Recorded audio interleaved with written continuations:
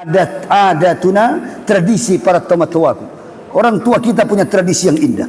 Adakah tradisi ini kemudian menyalahi daripada syariat? Ini kemudian yang menjadi persoalan penting, karena Bugis dan Islam tidak dapat dipisahkan.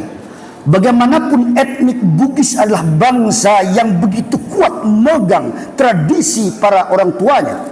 Bagaimanapun kekeh dan teguh mereka memegang adat budaya, namun ketika Islam datang, gagahnya bangsa Bugis, gagahnya bangsa Makassar yang digelar sebagai Karaeng. Mungkin kita melihat ada gelar, kalau di Kalimantan Barat Fuangi, gelar Daeng ataupun Daeng itu hanya artinya abang, tapi tidak untuk orang Sulawesi. Daeng tidak boleh dipakai untuk orang-orang Sulawesi sembarangan. Karena sampai di sana kita melihat literatur sejarah, bagaimana manuskrip sejarah, sesungguhnya Daeng adalah gelar untuk raja-raja Bugis, sebagaimana Karaeng untuk raja-raja Makassar. Dan kita melihat selain itu ada Andi, dan kita melihat bagaimana Sultan Hasanuddin yang punya nama asli sebelum Islam, yaitu Malembosi Karaeng Daeng Matawang, yang kemudian disebut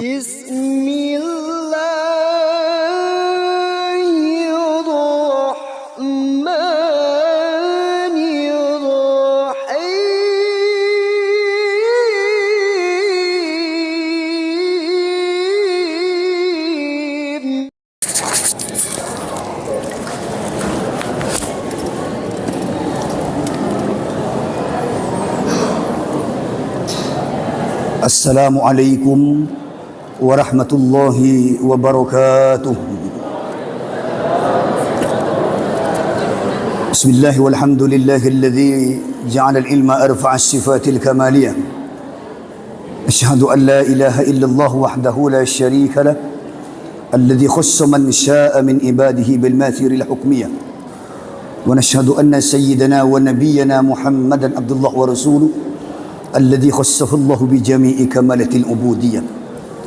فصل وسلم على سيدنا محمد المختار وآله الأطهار وأصحابه الأخيار وأمته إلى يوم الحشر. آمين يا رب آمين يا رب. Salam sejahtera bagi kita semua. Qala azza wa jalla wa ala fi kitabihil karim. A'udzu billahi minasyaitonir rajim. Bismillahirrahmanirrahim. أم حسب الذين اجترحوا السيئات أن نجعلهم كالذين آمنوا وعملوا الصالحات سواء محياهم ومماتهم ساء ما يحكمون. وقال صلى الله عليه وسلم واعفوا عمن ظلمك وبعد. Sahibul fadilah wal kurama, para tuaku, seluruh orang tua saya yang sangat saya muliakan, Fuang, para Daeng, para Andi, para Karaeng yang dimuliakan Allah, yang saya tidak bisa sebutkan satu persatu. Mata'anallahu tula hayatihimus syarif. Semoga Allah memuliakan para ulama, para guru kita, para orang tua kita, teman tua kita yang hadir maupun yang belum berkesempatan hadir pada kesempatan siang hari ini. Amina ya rabbal, amina ya rabbal. Kata orang Pontianak, jangan pelit-pelit ngomong amin. Amin Allahumma amin. Demikian pula yang saya hormati seluruh ketua organisasi kemasyarakatan, organisasi keagamaan, baik itu dari seluruh lintas etnik yang ada di Kalimantan Barat. Tadi saya mendengar ada dari 24 suku, bila saya tidak salah, mungkin di dalamnya termasuklah saudara kita Dayak, Cina, Madura, Jawa, Padang, dan seluruh etnik yang ada di Kalimantan Barat yang juga saya hormati. Salam hormat buat saudaraku sekalian. Yang saya hormati PJ Gubernur Kalimantan Barat atau yang mewakili, juga Sekda Bupati Kuburaya ataupun yang mewakili, beserta seluruh unsur Forkompinda Kuburaya, karena berketepatan kita menggunakan gedung aula milik pemerintah Kuburaya yang saya hormati. Dan yang teristimewa yaitu Ketua KKSS, Ketua Umum, yang alhamdulillah dengan izin Allah beliau datang di tengah-tengah kita dari tempat yang begitu jauh. Semoga Allah Subhanahu wa taala menjadikan beliau beserta para profesor yang mendampingi beliau, yaitu Bapak Mukhlis Patahna, sarjana hukum MKN, beserta seluruh para profesor, beserta tidak lupa juga yang saya hormati Bapak Burhanuddin, Bapak Muhammad Ishaq yang saya muliakan, hadirin keluarga besar KKSS yang saya cinta sayangi, saya muliakan. Semoga Allah merahmati kita, amin ya rabbal Tidak hanya di dunia kita berkumpul, tapi letuk akhirat nanti Allah kumpulkan kita dalam syafaat Sayyidina Muhammad sallallahu alaihi wasallam. Hadirin, pada kesempatan pagi hari ini saya berterima kasih lewat komunikasi bersama Dr. Bapak Lending Sahrani. Komunikasi ini intens sehingga tadi dari baru Kabupaten Ketapang, saya baru sampai tadi tengah malam, akhirnya sampai ke tempat ini, dan setelah ini akan dilanjutkan safari dakwah insyaallah ke Jawa Barat. Yaitu kalau tadi Bapak Mukhlis Fatahna mengatakan nyonya beliau adalah orang Bandung, insyaallah saya akan safar di daerah Jawa Barat, tepatnya di Bandung, karena memang rutinitas saya kalau mungkin keluarga KKSS biasa di Jakarta Pusat, saya punya majelis rutin di Masjid Fatahillah Jakarta Pusat. Kemudian di Koja Jakarta Utara saya punya rutin di Masjid Al-Hamra milik NU Nahdlatul Ulama, milik Persis. Banyak kita orang Sulawesi yang bergabung di Persis. Ada juga di Koja Jakarta Utara bersama Ustadz Adi Hidayat. Juga ada beberapa masjid di Binung, Karawaci dan beberapa provinsi, termasuk mungkin Sumatera Barat. Mungkin kalau sering berkumpul, insya Allah kita sudah tadi istilah orang Bugis tadi yaitu pada ugina, yaitu kita sampololo. Sama saja kita ini orang Ugi, dimanapun kita merantau kita sedarah insyaallah. Amin ya rabbal alamin. Baiklah, terlepas dari semua itu, izin kepada profesor, kepada para ulama, ada tujuan yang lebih penting dari sekedar silaturahim pada pagi hari ini.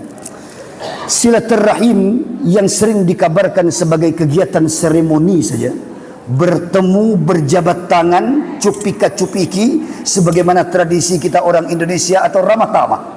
Ini sesuai dengan adatuna, tradisi para tua-tuaku. Orang tua kita punya tradisi yang indah. Adakah tradisi ini kemudian menyalahi daripada syariat? Ini kemudian yang menjadi persoalan penting, karena Bugis dan Islam tidak dapat dipisahkan. Bagaimanapun etnik Bugis adalah bangsa yang begitu kuat memegang tradisi para orang tuanya. Bagaimanapun kekeh dan teguh mereka memegang adat budaya, namun ketika Islam datang, gagahnya bangsa Bugis, gagahnya bangsa Makassar yang digelari sebagai Karaeng. Mungkin kita melihat ada gelar, kalau di Kalimantan Barat Fuangi, gelar daeng ataupun daeng itu hanya artinya abang, tapi tidak untuk orang Sulawesi. Daeng tidak boleh dipakai untuk orang-orang Sulawesi sembarangan. Karena sampai di sana kita melihat literatur sejarah, bagaimana manuskrip sejarah, sesungguhnya daeng adalah gelar untuk raja-raja Bugis, sebagaimana Karaeng untuk raja-raja Makassar. Dan kita melihat selain itu ada Andi, dan kita melihat bagaimana Sultan Hasanuddin yang punya nama asli sebelum Islam yaitu Malembosi Karaeng Daeng Matawang, yang kemudian disebut sebagai Sultan Hasanuddin atau ayam jantan dari timur, yang membuat para jenderal-jenderal Portugis merasa getar ketika ingin menguasai kawasan timur daripada Asia pada kala itu. Belum ada lagi negeri bernama Indonesia. Saat itu suku Bugis sudah dikenal oleh para pendekar-pendekar dari VOC, para jenderal, para petarung-petarung luar, bahwa bangsa Bugis adalah bangsa begar, bangsa besar yang memegang teguh daripada adat budaya yang tidak bisa dipisahkan daripada syariat Allah, yaitu dinul Islam. Sallu ala Nabi Muhammad. Saudaraku yang dimuliakan Allah, pada kesempatan ini saya tidak ingin berlama-lama karena sudah menjelang zuhur. Saya ingin fokus kepada pembahasan awal. Saudara, andailah perkumpulan ini hanya di dunia, alangkah sedihnya kita hanya bertemu, berjabat tangan, ramah tamah. Selepas itu tidak lagi kita berkumpul di akhirat. Padahal dalam keyakinan semua agama, baik itu Islam ke dia, saya duduk bersama bupati, baik itu Sanggau, Sekadau, dari Pak Panji dari Melawi, ya kan, Bupati Sintang, orang-orang yang mayoritas non muslim. Saya sampaikan keyakinan terhadap akhirat bukanlah keyakinan dalam ideologi atau agama Islam saja. Keyakinan terhadap adanya akhirat, hidup setelah kehidupan ini merupakan keyakinan semua ideologi. Semua agama meyakini bahwa hidup tidak lebih daripada sarana tempat transit untuk menghubungkan kita bagaimana kita sampai lisulatu akhirat, sampai kepada akhirat ketika pulang, bukan hanya dunia hasanah, tetapi setelahnya, kata tadi Bapak Burhanuddin mengabarkan, sampai akhirat nanti kita hasanah. Bahkan di Timur Tengah kita tidak dapati istilah doa yang biasa dikenal oleh orang Nusantara. Di Mesir tidak ada. Di Mesir tidak ada istilah doa ini. Di Yaman tidak ada, di Saudi tidak ada, tapi di Indonesia kita punya doa dengan sebutan doa sapu jagat. Rabbana atina fid dunya hasanah wa fil akhirati hasanah wa qina. Itu benar. Pertama tuaku kia Allah dulu orang tua saya sering mengingatkan nak, fuang Allah Ta'ala maferengkat ke kia Allah yang tu ada. Tentu nanti untuk mandri minum masapok dalek semata. Betul kira-kira orang Bugis? Betul ke betul ini? Yang jawab betul ini yang ngerti, yang tak jawab betul berarti ragu-ragu apa dia umum Pak Kiai itu. Fuang Allah Ta'ala maferengkat ke kia Allah yang tu ada. Mestinya kita tanya, cak orang Madura, ini Pak, sebentar saya translate ke bahasa Madura. Ya kan, cak pun orang Madura, kuliman panjenengan ni kita tiaki sarang Allah Ta'ala untuk apa? Lek orang tiang Jawi kata orang Jawanya, Gusti Allah dadik nop yang baik, kagem nopo. Tentu ni sanes untuk dahar tok, mangan tok, munjuk tok, terus wang soleh melebat neraka, kagem nopo urip niku. Kata orang Jawanya macam itu. Tepuk tangan dulu dong. Ya kan? Nah kata orang Cina, kalau kita jalan itu sering-sering ngobrol dengan kawan Cina kita. Man lawa. Hinai boy, lawa Pak Ustaz. Kita kok di Makassar Pak Ustaz, tak ada Pak Kiai, Pak ya itu Pak Ustaz. Man lawa, hati-hati berjalan di dunia itu. Kenapa? Kita mesti tanya, ya kan? Hinai boy, mau kemana? Ya kan, lawa Pak, di dunia ini sekedar jalan. Yang Quran kabarkan siru fil ard, berjalanlah engkau di muka bumi. Inilah falsafah orang Bugis. Maka tak heran ketika tadi ketua KKSS menyampaikan bahwa orang Bugis ada di sekian puluh negara, bahkan 5 benua. Subhanallah, untung saja Antartika tidak ada penduduknya. Kalau sampai Antartika ada penduduknya, maka orang Bugis pun agak kikuiwa. Iya kan, betul ada di situ, betul kira-kira. Kalau saja benua itu Australia, Amerika, Asia dan Afrika, ya kan, kemudian Antartika itu ada penduduknya selain beruang kutub, maka orang Bugis pun ada di sana. Maka saya baca beberapa manuskrip sejarah bahwa orang Bugis sampai ketika di Afrika tadi Absal disingkat oleh beliau Afrika Selatan, sampai di sana ada seorang bernama Syekh Yusuf yang di sana disebutlah orang Makassar dengan sebutan Madagaskar, manusia dagang asal Makassar. Madagaskar etana naripa, ini bahasa Bugis Pak, ada di Sulawesi, ada di Afrika Selatan. Tanah yang pernah dijangkau orang Bugis, di sana ada tempat di Absal namanya tempat itu etana naripa. Tanah itu pernah disinggahi oleh para tetua, tomatuaku, orang tua kita dulu, para pejuang. Pernah orang Bugis sampai ke sana. Sallu ala Nabi Muhammad. Ketika kita sampai di Madura, kita lihat di beberapa pulau, ada pulau Telangu di Jawa Timur itu ujungnya pulau Madura, sudah timur Jawanya, dia Jawa Timur dan timurnya Madura, di timurnya lagi itu namanya Sumeneb. Timurnya Jawa, timurnya Madura, timurnya nama Sumeneb. Kita mendapati ada seorang syekh bernama Syekh Yusuf. Di Makassar di Goa ada Syekh Yusuf. Jadi kalau yang belum pernah pulang ke Sulawesi, paling cuma ngangguk-ngangguk kepala, tak tahu iya ke iya kan dah cuma udah. Ya kan? Sampailah di situ kita komplek Raja-Raja Goa di situ, ya kan? Maka di situ ada Sultan Hasanuddin, di situ ada Pangeran Diponegoro, di situ juga ada Syekh Yusuf. Jadi kalau orang Jawa mencari rajanya Pangeran Diponegoro dari Kesultanan Hamengkubuwono pertama, itu Diponegoro meninggalkan keraton di Ningrat hanya untuk berjuang melawan VOC dan wafatnya bersandingan dengan Syekh Yusuf Makassar. Sallu ala Nabi Muhammad. Ada di Madagaskar Afrika, ada pula di Sulawesi, ada pula di Pulau Jawa, sampai-sampai dikabarkan Syekh Yusuf punya karamah 7 kali wafat. Bahkan diantaranya ketika POC meledakkan kapal yang Syekh Yusuf ada di dalamnya, saat itu ruh, kata keyakinan orang-orang Telangu, keluar cahaya dari kapal itu dan Syekh Yusuf tidak ada di tempat itu, padahal jelas Syekh Yusuf ada di tempat itu. Sallu ala Nabi Muhammad. Kiai, saya tidak ingin begitu lama bercerita tentang nostalgia indahnya orang Bugis, orang Sulawesi Selatan, karena ada hal yang lebih penting daripada itu untuk kita kaji bersama-sama untuk melangkah ke depan. Bapak Ibu yang saya muliakan, baiklah yang pertama yang ingin saya sampaikan. Karena hidup ini tidak hanya untuk kikui, Pak. Tidak hanya untuk di sini saja. Ada hidup setelah hidup ini. Maka penting saya rasa untuk kita mengkaji ulang, melihat dan melisik kembali apa yang menjadi keyakinan kita. Apa yang disampaikan oleh ulama kita tadi, para profesor tadi menyampaikan tentang falsafah Bugis. Tidak ada yang salah dari konsep-konsep keagamaan ataupun budaya yang diajarkan oleh para tua kita. Sejatinya semua orang tua kita begitu arif dalam menetapkan langkah dan keputusan. Ini yang disebut kearifan lokal. Setiap tempat punya kearifan yang berbeda. Maka kita melihat bagaimana falsafah Bugis yang tadi disebut 3 falsafah Bugis. Di pulau manapun ia berada, maka 3 falsafah itu terus ia pegang. Ya kan? Sebelum kita mengaji ini, kita ingin melihat kembali, Bapak Ibu yang saya muliakan, yang dirahmati Allah, yang berbahagia. Karena setelah ini kita ada kehidupan setelah kehidupan yang sesaat ini, maka yang pertama yang ingin saya sampaikan ialah bahwa Allah mengajarkan kepada kita. Dan Allah ini bukan hanya dalam keyakinan Islam, bahkan dalam keyakinan saudara kita non-muslim pun menyebutnya Allah. Perbedaannya, kalau kita dengan tafkhim, kalau saudara kita menyebutnya dengan sebutan Allah.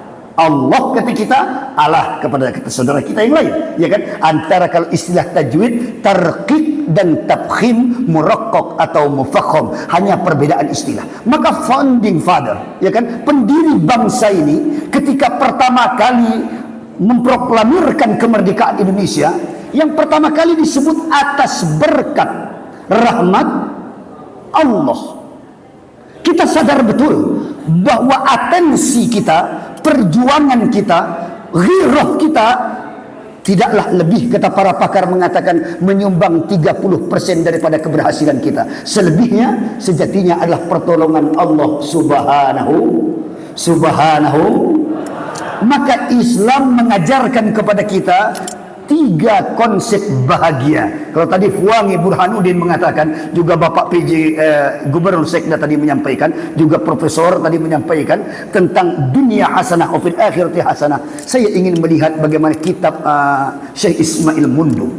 Agak Kikui ini Pak, Kikui, yaitu orang tua kita namanya Syekh Ismail Mundu. Tentunya nama beliau masyhur di Sulawesi, ya kan? Guru kita. Beliau mengabarkan beberapa dalam kitab hikam ulama-ulama Bugis, dan ini pemahaman ulama seluruh dunia, bahwa kunci bahagia itu 3. Yang pertama, arih nafsaka anit tadbir fama qama ghairuka anka la taqum bihi li nafsik. Istirahatkan dirimu, kata kitab hikam, dari mengatur-ngatur Allah atau mengintervensi iradah Allah. Kalau kamu ingin jadi orang bahagia, jangan ikut mengatur apa yang sudah Allah atur untuk engkau.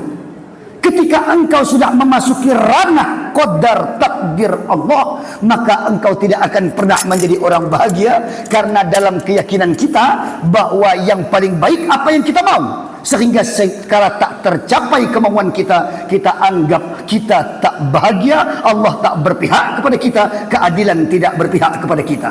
Maka pada puncaknya hilanglah kebahagiaan. Kenapa? Karena yang terjadi di luar apa yang kita rencanakan.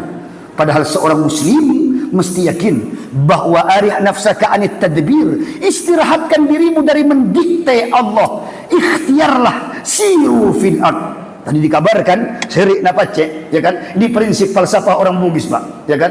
Walaupun Bugis di sini kemudian sudah disebut sebagai Melayu, ya Bugis tetap Bugis. Kita melihat Melayu yang Melayu, tapi kita sudah berasimilasi sehingga akulturasi kebudayaan itu membuat hampir sulit dipisahkan mana Melayu, mana Bugis. Betul kira-kira Bapak? Iya, karena kita punya orang tua sepupu Bugis, sepupu Melayu, Sampololo, ya kan? Sepupu kita, ya kan? Yang tidak lain bangsanya mungkin nampak parasnya mirip, tetapi sejatinya etnik kita berbeda. Saya ingin sampaikan, Kiai, apa yang ingin saya sampaikan yang pertama? Seorang yang mengistirahatkan dirinya daripada mendikte Allah akan menjadi orang paling bahagia.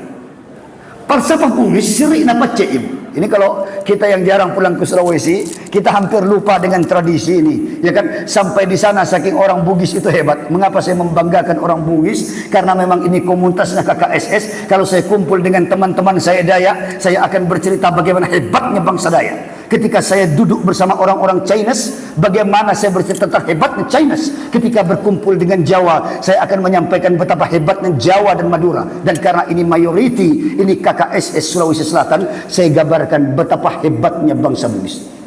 Ini Fatimah, Daeng Fatimah, putri Hasanuddin, Sultan Hasanuddin yang ada di Wajo, Kabupaten Mempawah. Ini miniatur betapa seorang wanita mampu menenggelamkan kapal-kapal milik VOC Portugis pada kala itu. Sallu ala Nabi Muhammad. Saya ingin sampaikan juga bahwa raja-raja seperti Brunei, raja-raja Patani Thailand, raja-raja Singapura, raja-raja serumpun Melayu, belum lagi ada negeri bernama Malaysia, umur yang begitu muda, belum ada negeri bernama Singapura, belum lagi ada negeri bernama Thailand, belum ada lagi negeri bernama Indonesia. Saat itu disebutlah sebagai jajaran kepulauan Nusantara yang membentang dari mulai Asia, Pasai, Aceh, Thailand, Patani, tidak ada Thailand, Patani pada kala itu, serumpun Melayu, Brunei dan sebagainya, tidak lebih, tidak lain adalah keturunan daripada raja-raja perantau dari Sulawesi Selatan. Maka bapak sampai ke Thailand tidak akan asing melihat orang menggunakan songkok pamiring, menggunakan songkok Bugis seperti ini. Kenapa? Karena mereka punya darah perantau. Kalau datang ke Brunei Darussalam, maka Raja Brunei pun menggunakan kopiah yang digunakan oleh para profesor, yang digunakan oleh ketua KKSS ini. Maka bapak sampai ke Malaysia, mereka pun menggunakan pakaian yang sama. Kenapa? Karena Tomatoana Riolo, dulu orang tua mereka adalah orang-orang yang suka berlayar kemana-mana seantero jagat. Maka kawan saya pernah buat kelakar begini, Pak Ustadz, setiap suku itu ada singkatannya. Jadi kalau orang Bugis itu dia bilang, Bugis banyak uang, ganda istri, katanya begitu. Mudah-mudahan ini bukan Pak Lending Sarani. Tadi saya agak sedikit sedih. Ini maaf bercanda saja. Tabik dibuangin, tabik meraja. Minta maaf, benar-benar minta maaf. Ini bercanda saja. Kalau kita tegang nanti kita pengen cepat pulang. Lanjut apa lanjut? Ini betul ya. Saya tadi sedikit membuat kelakar, membuat lelucon saja. Ketika Bapak Burhanuddin menyampaikan sambutan, di ujungnya beliau menyebut istrinya dengan sebutan istriku sayang. Betul? Betul, kata itu tadi. Nah, tapi sayangnya ketika dia nyebut istriku sayang, lalu batuk pula beliau. Ini tanda jangan-jangan tak ikhlas dia ngomong sayang itu. Sallu ala Nabi Muhammad. Jadi mohon maaf, saya ini kelakar saja, hanya sekedar bercanda. Mudah-mudahan memecah suasana, kita tak bosan mendengar ceramah ini. Oke, yang pertama, istirahatkan dirimu dari mengatur Allah dan berserahlah sepenuhnya. Sebab apa yang telah Allah atur untuk engkau, kata kitab Hikam, ya kan? Tidak perlu engkau untuk memikirkannya. Apa yang sudah Allah atur, fuangi. Yang pertama Allah telah atur saudara, yaitu tentang jodoh saudara. Tidak usah khawatir. Kalau dia jodohmu, ya kan, jadi itu, ya kan. Tapi kalau tidak jodoh, itu jadi. Tidak akan jadi. Walau kau kejar dia mati-matian, kau surati dia, setiap hari kau WA dia ke saudara, sampaikan I love you, I love you, I miss you. Kalau perlu kita kirim gambar lope-lope begini, untuk mengungkapkan cinta, ya kan. Tapi kalau bukan jodohmu, tak jadi. Betul atau tidak ini? Kalau jodohmu, santai-santai saja. Diamnya di kota Pontianak, bukan di kotanya, kabupatennya saja namanya Pontianak atau Kuburaya. Jauh lagi kecamatan Sungai Kakap, bukan di Kakapnya, masuk lagi ke Tanjung Saleh.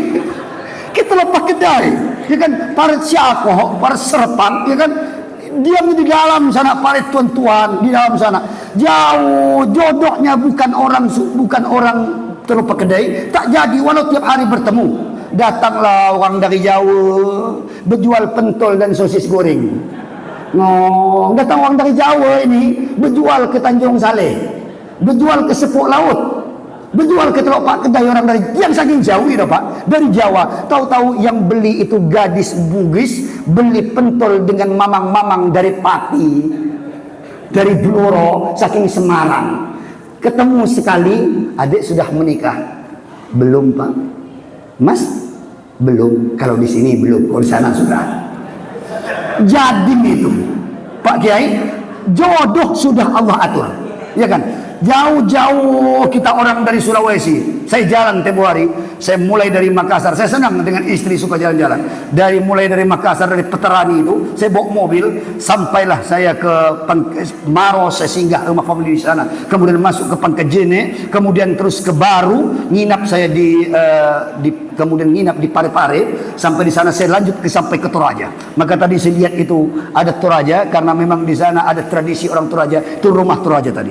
Sampailah kalau Bapak pernah lihat ada mayat yang tidak dikuburkan, ini termasuk tradisi orang-orang Toraja. Sampai ia menyembelih dulu hewan, ya kan? Kemudian barulah ia boleh dikuburkan. Saya tak ingin bahas ini. Sampai di sana, saya sampaikan, orang Bugis datang. Ada yang dari Sopeng and Rek, ya kan? Ada yang sampai dari Sinjai, dari Wajo, ya kan? Ada yang dari Makassar, dari Maros, datanglah ke Kalimantan. Merantau, kerja, ada yang jadi panen sawit, ada yang jadi pedagang. Ini jodoh, Pak. Sampai masuk Kalimantan, bukan di kotanya, masuk lagi ke Landak. Landak bukan masuk ke kampung, ke kotanya, masuk lagi ke dalam sana. Masuk ke dalam, sampai ke daerah Sungai Segak sana. Ketemulah dia Dayak, gadis Dayak yang cantik. Sambil jualan berdagang karpet, ketemu gadis Dayak jadi ini. Kiai, apa yang ingin saya sampaikan? Jodoh itu sudah Allah tetapkan. Engkau mau dan tak mau, jodohmu tetap akan datang. Amin Allahumma. Maka tidak usah khawatir gitu. Yang kedua, Allah telah jamin. Ini yang kita tak usah intervensi. Yang kedua, maut. Yang hal ini membuat kita tenang. Mati itu, kata Imam Hasan Basri, adalah nasihat. Ad-dinun nasihah. Taraktu fikum wa'idain natiqan wa samitan. Aku tinggalkan dua nasihat. Kalau kau ingin jadi orang bahagia, pegang dua nasihat ini. Natiq, yang pertama, yaitu nasihat yang pandai berbicara. Al-Quran kitabullah. Wasamitan, nasihat yang kedua, kematian tidak akan tertukar. Imam Hasan Basri pernah ditanya, wahai Imam, mengapa kau terlihat begitu tenang mengarungi hidup, begitu bahagia nampaknya? Apa kata Imam Hasan Basri? Andai kebahagiaan ini diketahui oleh raja-raja Persia, diketahui oleh raja-raja Romawi, diketahui oleh dinasti-dinasti Tiongkok, mereka akan tukar kebahagiaan ini dengan apapun yang mereka punya, sekalipun singgasana mereka. Apa kunci bahagianya, wahai Imam? Apa kata beliau? Aku tahu kematianku telah ditetapkan Allah dan tidak akan tertukar. Dan aku tahu rizkiku sudah Allah gariskan dan tidak akan pindah kepada tangan orang lain. Rizkiku sudah Allah atur, mautku sudah Allah tetapkan. Karena itulah aku tidak pernah sibuk dengan urusan dunia, karena aku tahu bagianku tetap akan datang kepadaku. Sekalipun aku tidak mendatanginya, mungkin ia yang akan mendatangimu. Sallu ala Nabi Muhammad. Ini maut. Berapa lama Pak maut itu?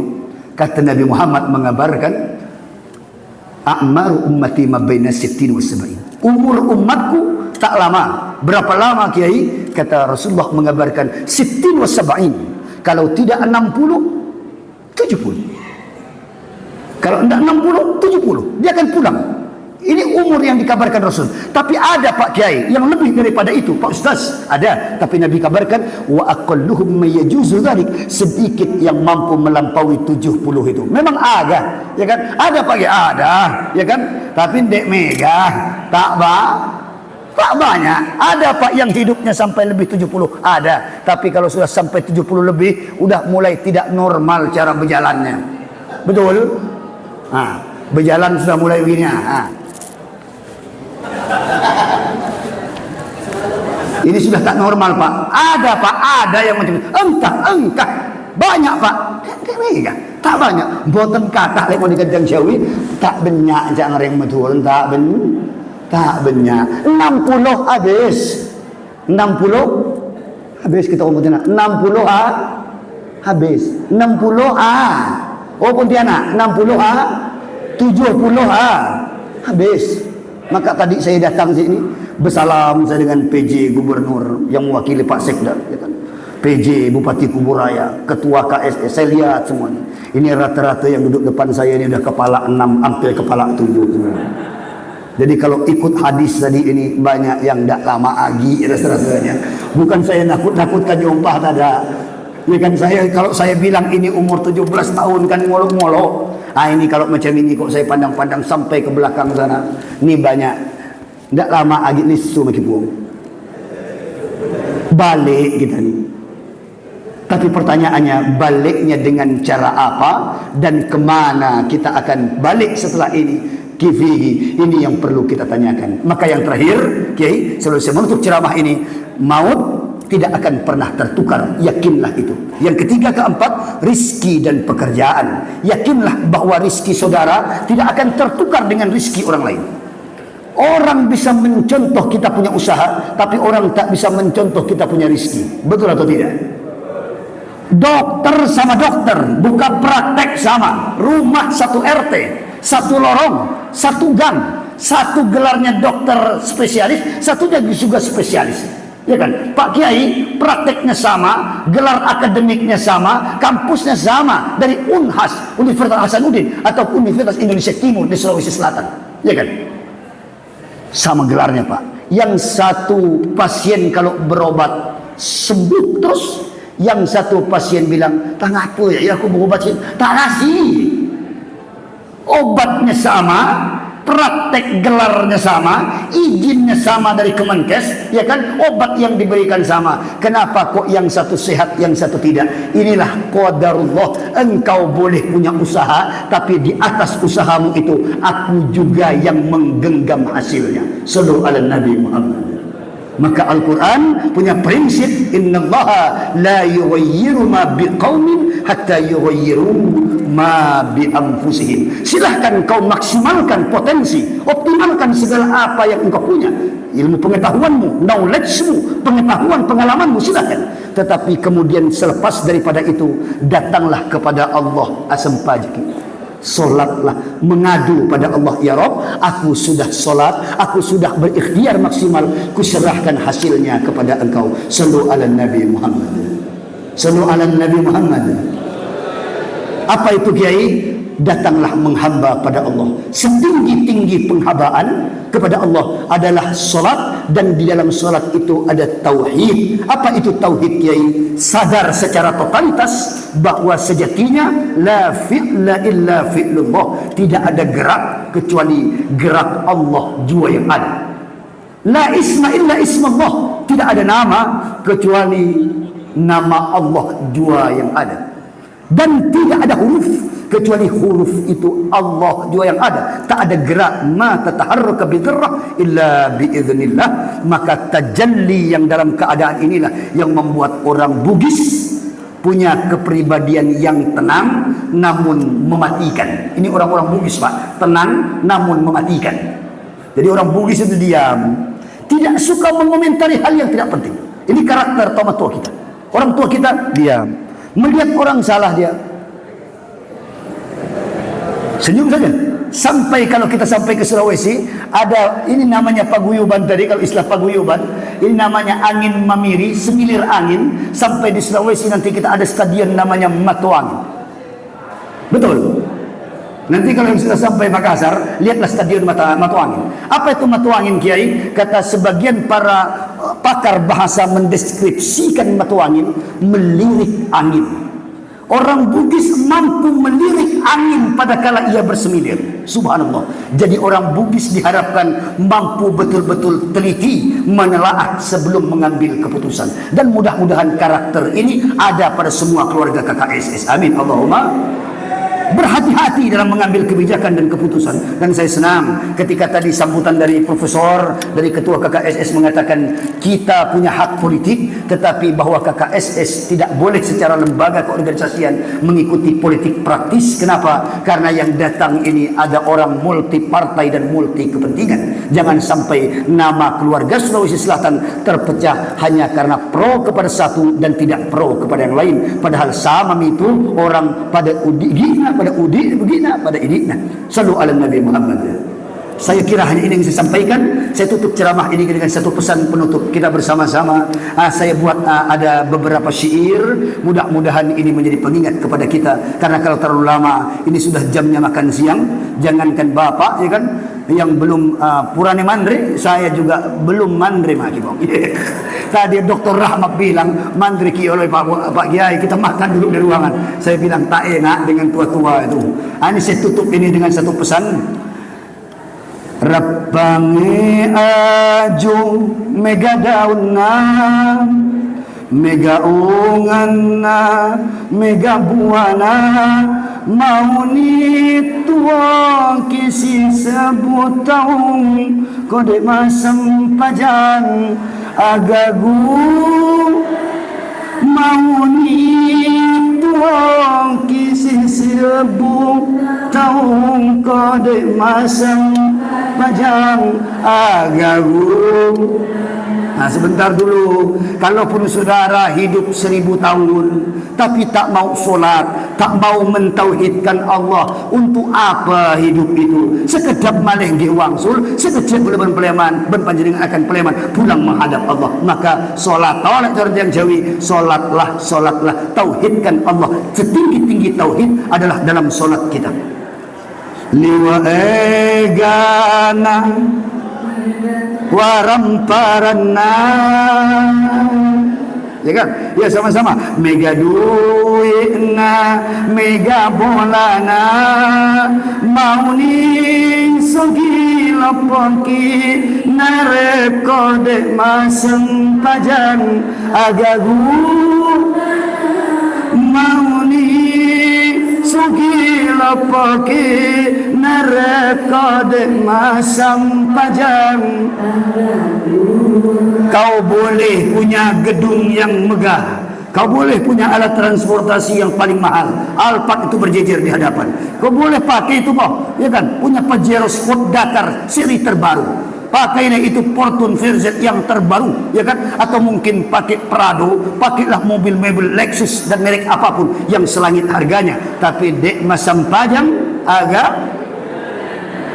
muntah apa aja untuk apa?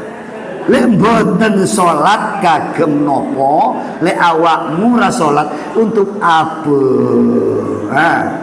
Sebentar kau mati, kau tinggalkan kau punya mobil, saudara tinggalkan saudara punya rumah, dan rumah itu akan dihuni oleh pria baru. Hei laki-laki, kalau istri kita masih muda macam Ratu Tayan ini, ada Ratu Sanggau, ratu-ratu mempawah, ya kan? Istri masih muda pula, meninggal pula kita laki-laki, rumah megah, besok rumah itu dimasuki laki-laki baru, kesikna anak ye.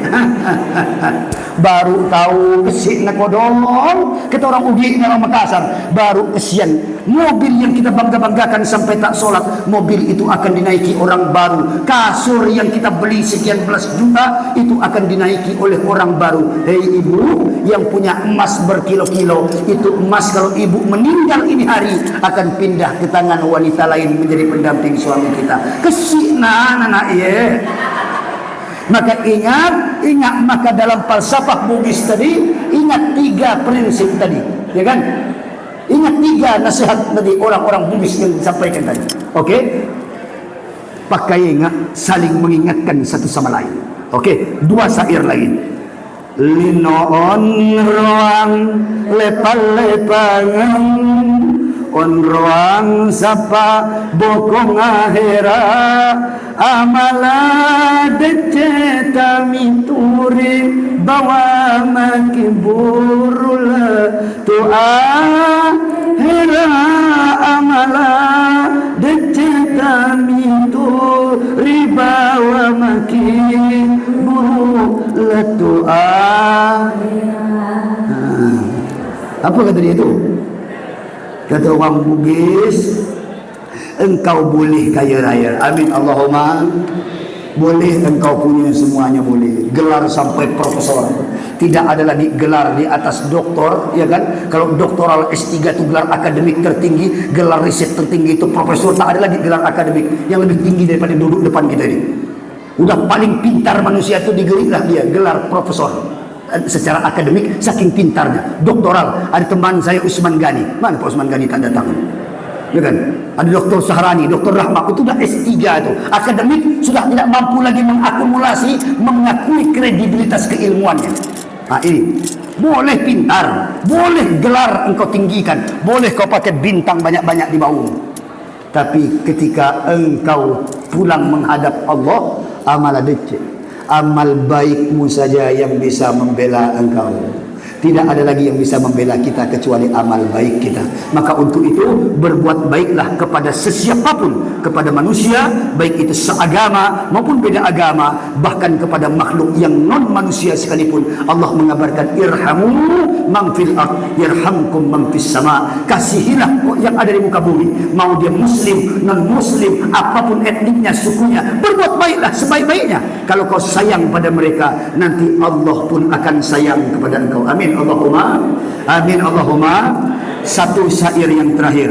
Asam pajaki, asam pajaki, milau toba laurifu amin nasaba sempajang ini tupa goncina sinin narob decengi nasaba sempajang ini tupa goncina sinin nardecengi.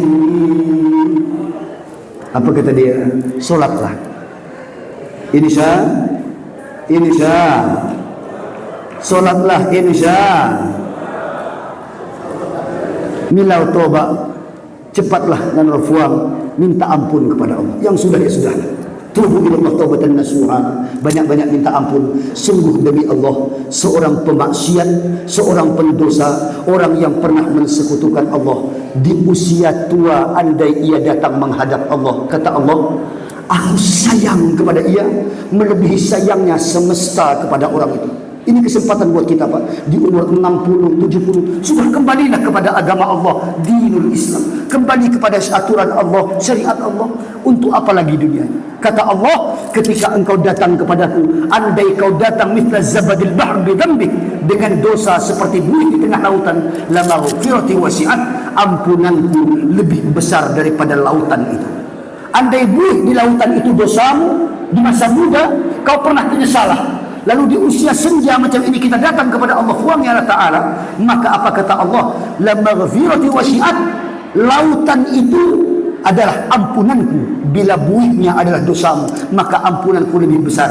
Mudah-mudahan KKSS ini menjadi lembaga, menjadi wadah yang bukan hanya mengumpulkan kita di dunia, tapi kelak di akhirat dapat memberi syafaat. Amin Allahumma, amin Allahumma. Kenapa demikian Kiai? Karena ada hadis datang dari Rasulullah, dari Anas bin Malik, diriwayatkan oleh Imam Muslim, disyarah oleh Imam Abu Zakaria Yahya bin Syarah dalam Riyadhus Shalihin. Kitab ini dikaji oleh ulama sedunia. Apa kata beliau? Andai kau datang dengan dosamu seperti itu, humul gaum la yashqa bihim jalisuhum. Kalau engkau duduk di tempat orang-orang yang baik macam ini. Ini kan semua orang baik. Amin Allahumma, amin Allahumma. Ini doa buat kita. Ini semua orang baik dan engkau duduk di antara orang baik itu, kata Allah, maka humul gaum la yasqa bihim jalisuhum. Di hari kiamat kelak, orang baik yang duduk di tempat itu akan memanggil semua teman duduknya. Untuk apa Kiai? Letu akhirat kita masuk ke surga dengan yang jauh sampai ke surga Allah bersama-sama. Alasannya apa? Dulu di dunia kami pernah duduk bersama-sama dalam kebaikan. Ya Allah, kiranya kumpulkan kami sampai ke akhirat bersama-sama. Amin Allahumma, amin Allahumma. Kita tutup bersama-sama dengan membaca tradisi Bugis, tradisi Melayu, tradisi umat Islam, membaca ya Nabi salam sambil duduk saja sejenak. Kita baca ya Nabi, baru kita tutup ceramah ini. Ya Nabi salam, ya Rasul salam, ya Habib salam, salawatullah. Sama-sama asyraqal badru fakhtafat minhul mithla husnika ma ra'ayna qantu ya wajah sururi. Allah ya salam,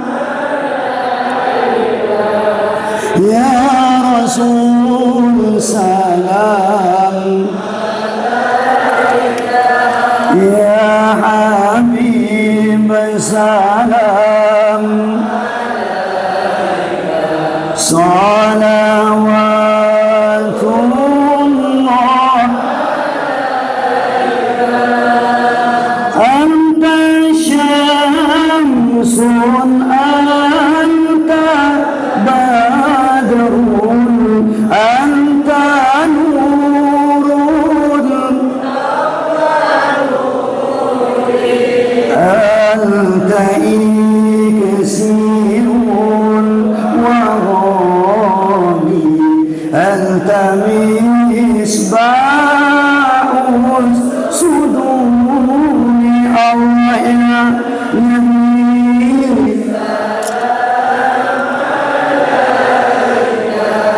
يا رسول سلام يا حبيب سلام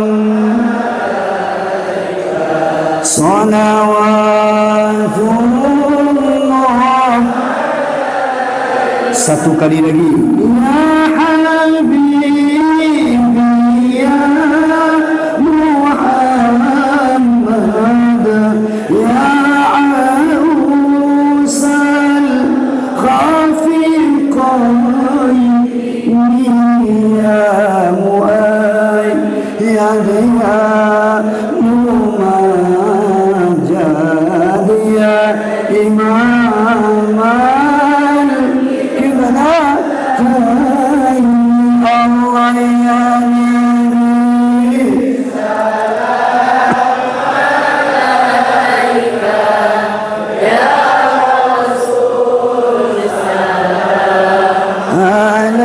alaika ya Habib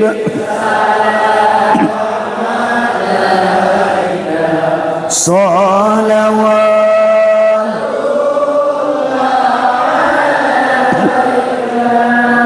لك الحمد شكرا ولك المن فضلا أنت ربنا حق ونحن أبيدك رقاء أنت لم تزل لذلك أهلا يا الله يا ميسر كل عسر يا جابر كل كسير يا صاحب كل فريد يا مغني كل فقير يا مخوي كل ضعيف يا مأمن كل مغيب يسر علينا كل عسير فتيسير عسير عليك يسير يا الله يا الله يا الله يا من لا يحتاج إلى البيان والتفسير حاجاتنا كثير حاجاتنا كثير يا الله حاجاتنا كثير يا الله.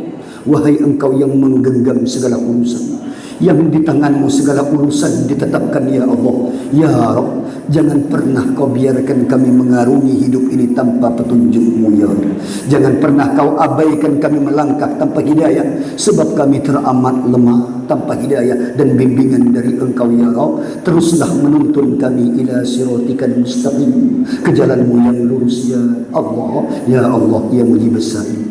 Allahumma Rabbana inna nuzilika hajatuna, kami titipkan semua hajat dan cita-cita kami ya Allah. Hawaijid dunia bil maisarah, hawaijil akhirah bil maghfirah. Jadikanlah semua hajat dunia kami yang baik, berikan kemudahan ya Allah. Hawaijil maghfirah akhirah bil maghfirah. Andai kata ada hajat di akhirat kelak kami kepada engkau ya Rabb, berikanlah ampunan dan sayangmu di hari itu ya Arhamar Rahimin. Ya Allah, hab lana min azwajina wa dhurriyyatina qurrata a'yun waj'alna lil muttaqina imama. Buka mata hati suami kami, mata hati istri-istri kami, mata hati anak keturunan kami, mata hati sanak kerabat kami, mata hati pemimpin kami, mata hati seluruh pemangku kekuasaan di negeri ini ya Rabb, agar menjadikan orang yang takwa sebagai teladan dalam melangkah dan mengambil keputusan. Dan jadikan pula lunakkan hati kami ya Rabb, lunakkan hati kami ya Rabb, lunakkan hati kami ya Allah, untuk dapat mencerna dan menerima hidayah-Mu ya Arhamar Rahimin. Allahumma ya Allah, tidak ada yang dapat memberi hidayah kecuali orang yang Kau pilih untuk dapatkan hidayah-Mu ya Allah. Sebagaimana tidak ada seorang pun yang dapat menghindar dari kesesatan kecuali orang yang telah Engkau berikan kesesatan itu dan tidak Engkau tuntun ya Rabb. Maka kami minta ya Rabb, tuntunlah kami ke jalan-Mu ya Arhamar Rahimin. Allahumma Rabbana atina fid dunya hasanah wa fil akhirati hasanah hasanah wa qina adzabannar. Ij'al jama'ana hadza jama'an marhuma tafarruqan min ba'di tafarruqan ma'sum. Jadikan kami jangan hanya berkumpul di dunia ini ya Allah. Jadikan kami tidak hanya berkumpul di tempat ini ya Allah, tapi kami jauh lebih daripada itu meminta berkumpul pula di akhirat kelak bersama Sayyidul Wujud Nur Sayyidina Muhammad sallallahu alaihi wasallam. Kumpulkan kami di bawah bendera beliau, di bawah syafaat beliau, di hari yang tidak ada syafaat kecuali syafaat beliau, tidak ada naungan kecuali naungan dari Engkau ya Arhamar Rahimin. Ya Allah, berikan kami kesempatan untuk duduk bersama beliau, memandang wajah beliau, dan jadikan kami ya Arhamar Rahimin bersama keturunan kami orang-orang yang takut kepada Engkau ya Allah, orang yang idealis, orang yang memegang prinsip ya Arhamar Rahimin, menjaga agama di atas segala-galanya, menjaga keutuhan bangsa negara di atas segala-galanya ya Mujibus Sa'in. Rabbana waqtimna bi husnil khatimah. Satu permohonan kami ya Allah, siapapun kami, berikanlah kami manakala Kau jatangkan jabatan yang membuat kami semakin takut kepada Engkau ya Allah. Berikan kami manakala Engkau memberikan harta, maka berikan harta yang membuat kami semakin bermanfaat bagi sesama ya Allah, semakin bernilai bagi Engkau ya Allah. Jadikan kami memiliki ilmu dari sisi-Mu yang membuat bertambah rasa cinta kami dan harap kami kepada Engkau ya Allah. Jadikanlah murajaatuna, orientasi daripada setiap aktivitas kami, jadikanlah hanya semata-mata Engkau ya Arhamar Rahim. Jika Engkau memanggil kami, satu permohonan kami ya, dalam kalimat la ilaha illallah. Panggil kami dalam kalimat la ilaha illallah. Panggil kami dalam kalimat la ilaha illallah. Bukankah Engkau yang mengatakan orang yang mengakhiri hayatnya dengan kalimat ini, ala dzalika huyyita, ala dzalika mutta, ala dzalika tub'atsun insyaallah taala minal amin. Selamatlah ia bagaimanapun besar dosa yang pernah ia lakukan, maka ia mendapatkan rahmat-Mu sebagai husnul khotimah bila mampu mengucapkan kalimat ini. Kami mengharapkan Engkau mengabulkan hajat kami ya Allah. Walhamdulillahi rabbil alamin bi barakatil Fatihah. A'udzu billahi minasyaitonir rajim. Bismillahirrahmanirrahim. Ar-Rahmanir Rahim. Maliki iyyaka na'budu wa iyyaka nasta'in. Ihdinas siratal mustaqim. Siratal ladzina an'amta 'alaihim waladdallin. Saya kira hanya ini yang dapat saya sampaikan. Tabik Maraja, bila ada kekurangan, kesalahan, benar-benar saya memohon maaf kepada para guru, para tuaku, orang tua saya, semua hadirin tanpa terkecuali. Niat hati tadi ingin lebih lama ceramah, tapi saya lihat jam di sana itu sudah jam 12, jamnya makan siang Ibu Bapak. Jadi saya tutup sampai di sini. Saya sebenarnya ingin menyampaikan tadi tentang Syekh Jumadil Kubro. Wali Songo itu punya orang tua di Sinjai, Pak. Wali Songo itu punya orang tua di Sinjai. Bayangkan Bapak, habaib yang ada di Nusantara, bukan di Indonesia, di Nusantara, bapaknya ada di sini, Syekh Jumadil Kubro. Inilah pendakwah pertama se-Nusantara. Bayangkan, tapi sampai di sana gelarnya boleh jadi menjadi Daeng, boleh menjadi Keraing, boleh menjadi Andi, dan gelar itu setiap tempat ada yang disebut sebagai Raden, ada yang disebut sebagai Tumenggung, Raja dan sebagainya, Sultan. Tetapi kebanyakan mereka adalah keturunan Rasulullah Sallallahu Alaihi Wasallam. Amin Allahumma. Maka ini menjadi pelecut motivasi kita, jadilah orang baik sebagaimana Sayyidina Muhammad sallallahu alaihi wasallam. Niat hati ingin lama ceramah tadi, tapi karena saya tadi sudah melihat 4 penari tadi sambil tersinggung senyum, tiap saat dia bergerak meliuk-liuk, 4 penari tadi, saya membayangkan, ya Allah, indahnya dunia kalau 2 di kanan, 2 di kiri macam itu. Allah. Ini yang membuat saya tak mampu ceramah lama-lama itu tadi sebenarnya. Jadi saya membayangkan bagaimana kalau 4 itu ada 2 di kanan saya, 2 di kiri saya berangkat bersama-sama berempat. Ya Allah ya Karim, dunia milik kita saja. Saya kira ini hanya sekedar canda saja, tapi bapak-bapak nampaknya begitu semangat menyambutnya. Rupanya dia pun pengen, cuma takut nak ngomongkan beliau. Ihdinas siratal mustaqim wal afu minkum. Akhirul kalam, kita tutup bersama-sama dengan membaca subhanakallah wa bihamdik, syahadu an la ilaha illa an, astaghfiruka wa atubu ilaik. Selamat siang dan salam sejahtera bagi kita semua. Assalamualaikum warahmatullahi wabarakatuh.